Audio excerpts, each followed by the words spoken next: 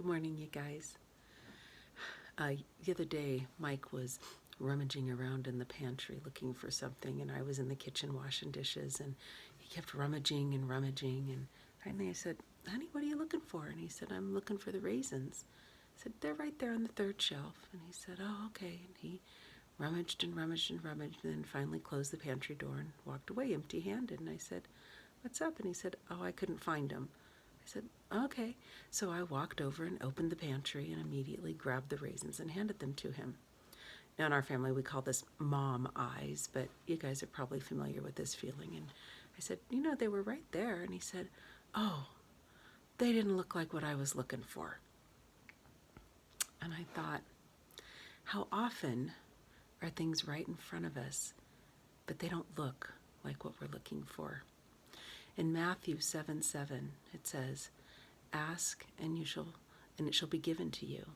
Seek and you shall find. Knock and the door will be opened unto you."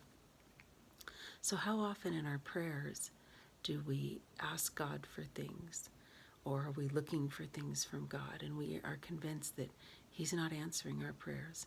He's not giving us what we've wanted and what we've asked for because we're looking for a container with a purple lid and not a square box, or whatever it is. We're looking for something different.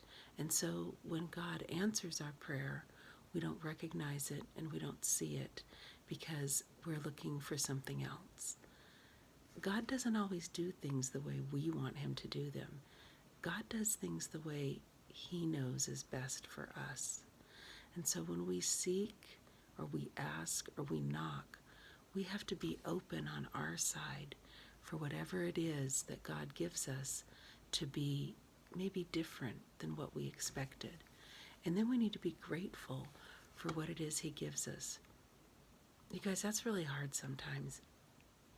I've asked God for some pretty important to me things in my life.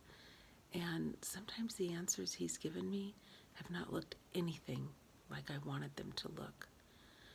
But He is God, and I am not. And I have to trust that the answers He's giving me are the right answers for me, the best answers for me, and the answers that bring Him the most glory.